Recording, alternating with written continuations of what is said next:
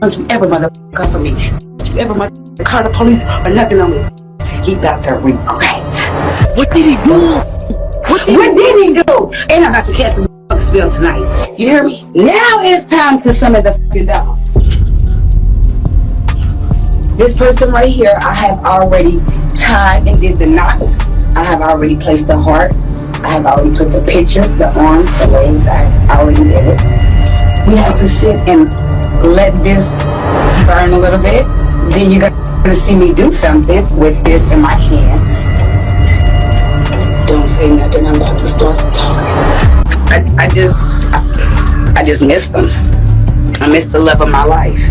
I really do. I manifest this person. I bring this person forward to me. I say unto you, you come forward to me.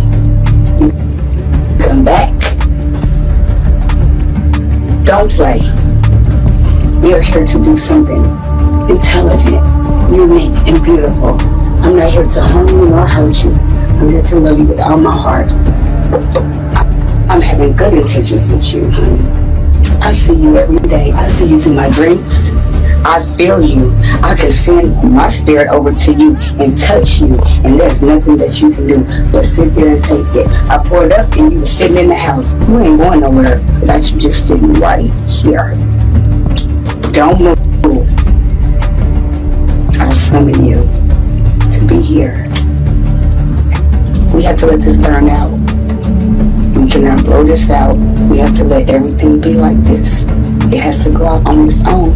And that's how the ritual works. He will be here. And I would love to show y'all when he do come that this shit is for real. Remember this? I got him stalking me, y'all. I gotta pull my out now.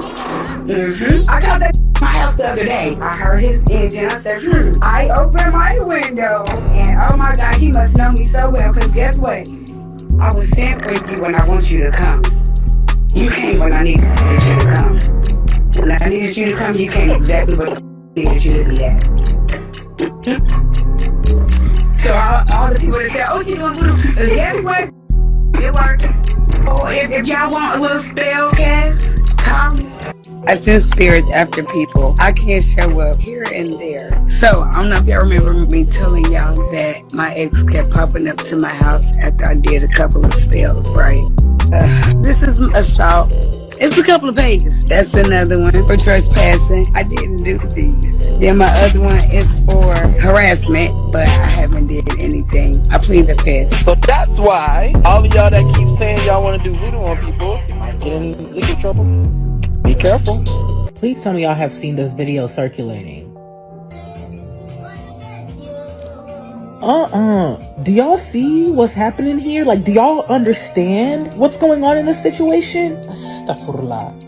What did I just watch? For anyone who doesn't know what's going on, this woman is performing juju or black magic, like a ritual of sorts. In this video, you see that the photographer came and interrupted the thing immediately because he knew exactly what was going on. This is bold though, like of a juju doctor to go in to a wedding and just be out there like publicly doing this. While we're breaking down the situation, like, can we address the elephant in the room? Like, how is the husband, like tall as hell, how as he is towering over his wife, how is it that he don't see this witch, right? This juju doctor waving her hands with this napkin or this handkerchief over his wife, over and over. How he don't see it? Ain't no way. My guy, either you involved or you legally blind.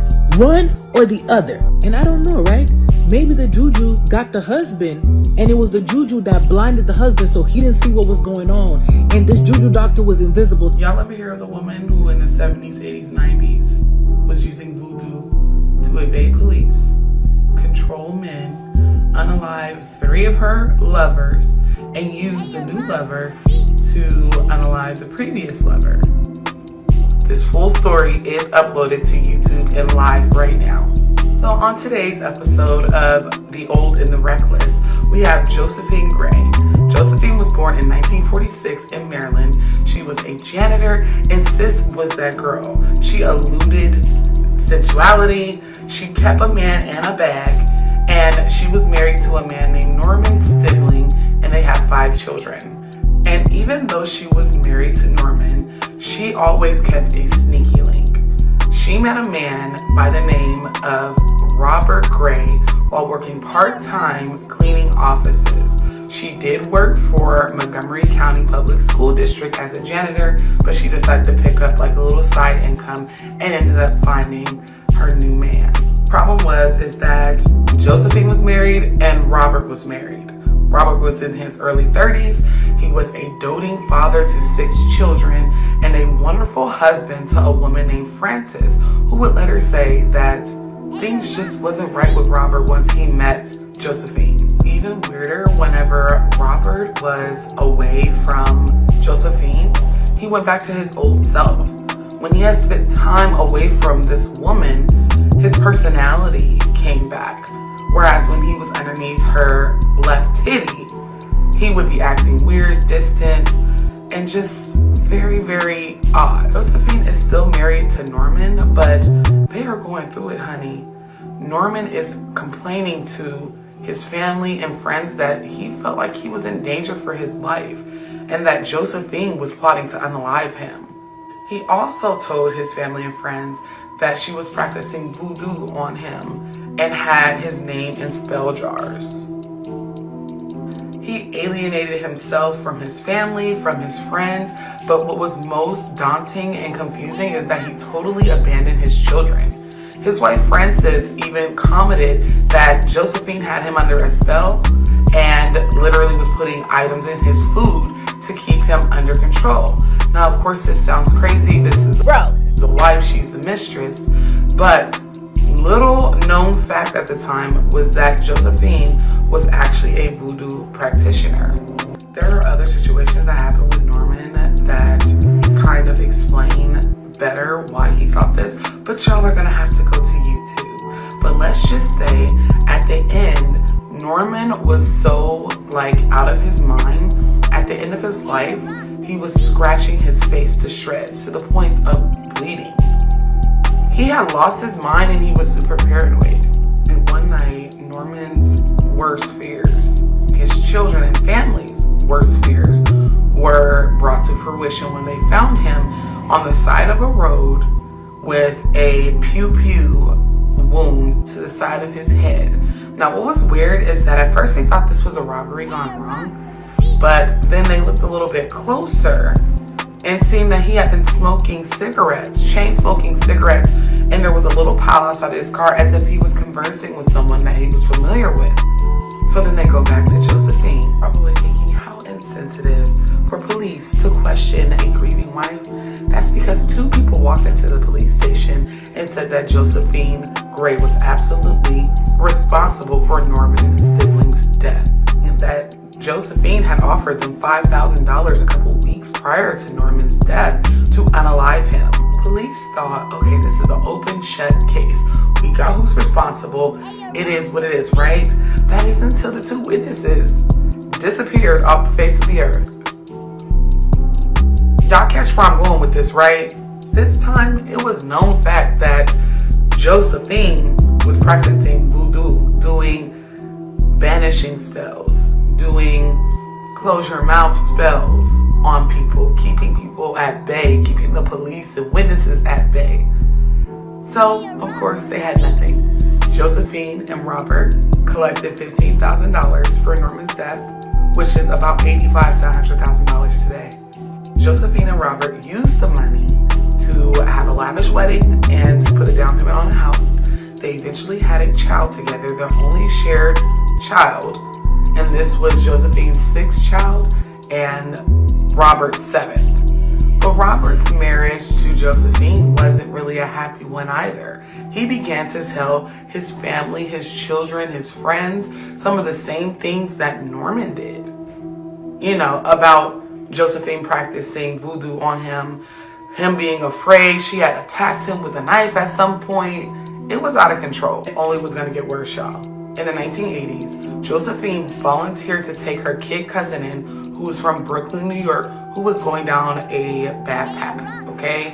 He was getting mixed into trouble, so she said, hey, send Clarence to me. I'll make sure he stays out of trouble. I'll put a little money in his pocket and we'll go from there. Y'all, do you know this lady began to sleep with her cousin?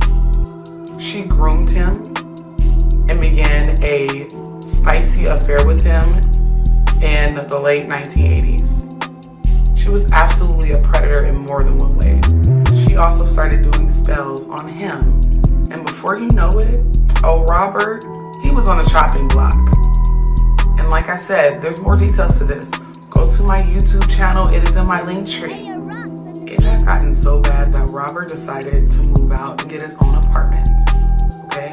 He wanted freedom and separation from Josephine, and he did that. He even had a celebration at his new apartment, and one of his adult children was so happy that they had gotten their dad back. She even commented, the spell is broken, right? Wrong. Not even a week later, they found Robert Gray unalive, shot in the doorway of his apartment. Josephine and Clarence then collected $50,000 in life insurance money for Robert. Remember, this was in the late 80s, early 90s. That is a lot of money, y'all. That's a lot of money back then. It's a lot of money now, but currency has changed. Just Clarence and Josephine. And she starts doing the same thing to Clarence in the 90s. She has a sneaky link, a new boo, who she don't care that Clarence knows about him. And the sneaky link, oddly enough, doesn't care that she's sleeping with her kid cousin. This whole situation was weird. She had spells over all of these men. Clarence also told family that he was becoming increasingly afraid of Josephine and he feared for his life. He moved out. He tried to start living from underneath her, because during this whole time, all the men that was underneath her were financially abused, emotionally and spiritually abused.